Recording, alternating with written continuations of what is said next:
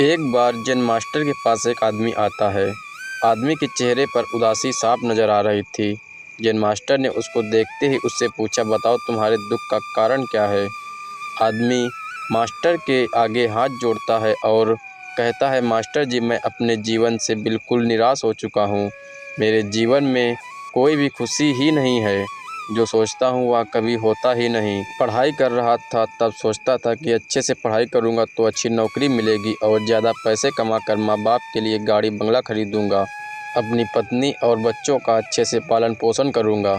लेकिन अच्छे से पढ़ लिख कर भी नौकरी मिली तो सही, लेकिन इतने पैसे नहीं मिलते जिनसे यह सारी इच्छाएं पूरी कर सकूं। जैसे तैसे सिर्फ खाने पीने का इंतज़ाम हो पाता है।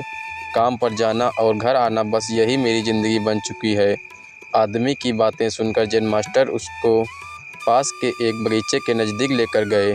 मास्टर ने उस आदमी से कहा कि मैं तुम्हारी सारी समस्याओं का हल बता दूंगा, लेकिन उसके लिए तुम्हें मेरा एक कहा मानना होगा। आदमी ने कहा, वह हर बात मानेगा। मास्टर उसे एक पास के फूलों के बगीचे में लेकर गए। मास्टर ने आदमी से कहा कि तुम इस बगीचे में जाओ और तुम्हें जो सबसे सुंदर फूल नज़र आए उसे मेरे लिए तोड़ कर ले आओ। बस एक बात ध्यान में रखना कि तुमको बिल्कुल सीधे चलते हुए फूलों को देखना है और जो फूल सुंदर लगे उसे चुन कर लाना है।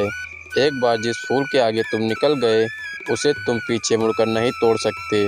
आदमी मास्टर की बात ध्यान से समझने के बाद बगीचे में गया। आदमी को बगीचे में प्रवेश करते ही कई सारे सुंदर फूल दिखाई दिए, लेकिन आदमी ने उनमें से एक भी फूल नहीं तोड़ा, क्योंकि उसे विचार आया कि हो सकता है आगे इनसे भी ज़्यादा सुंदर फूल मिलें। अधिक सुंदर फूल की आशा में आदमी बगीचे के अंतिम छोर तक पहुंच गया। अब हालत यह थी कि बगीचे के अंतिम छोर पर कुछ फूल तो थे, लेकिन सारे फूल सूखे हुए थे। आदमी को काफ़ी पछतावा हुआ कि उसने पहले ही कोई सुंदर फूल क्यों नहीं तोड़ा। उस आदमी के पास अब सूखे हुए फूल में से फूल तोड़ने के अलावा कोई रास्ता नहीं बचा था। उसने एक सूखा फूल तोड़ा और मास्टर के पास वापस लौट आया। मास्टर ने सूखे हुए फूल को देखकर उस आदमी से पूछा, बगीचे में इतने सारे सुंदर फूलों में फिर तुम यह सूखा हुआ फूल क्यों तोड़ कर लाए। आदमी ने कहा, इस विचार से कि आगे और अधिक सुंदर फूल मिलेगा, मैंने सभी सुंदर फूलों को पीछे छोड़ दिया, इसलिए मुझे अंत में यह सूखा हुआ फूल तोड़ कर लाना पड़ा। जब मास्टर ने कहा कि यही समस्या तुम्हारी भी है, यह बगीचा तुम्हारा जीवन है और इसमें वह सभी तरह के फूल छोटी मोटी खुशियां हैं। तुमने ज़्यादा बड़ी खुशी के आशा में इन सभी छोटी छोटी खुशियों को पीछे छोड़ दिया है। बंगला गाड़ी पाकर शायद तुम्हारे माता पिता इतने खुश ना हो जितना तुम उनके पास बैठकर उनसे बातें करोगे, उनकी सेवा करोगे तब होंगे।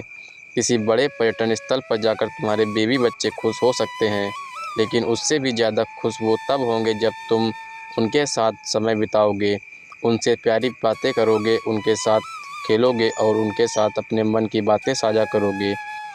जिन मास्टर की बातें उस आदमी को समझ में आ गईं और उसकी विचारधारणा बदल गई। वह अपने उसी पुराने जीवन में खुश रहने लगा जिसमें वह पहले दुखी रहा करता था।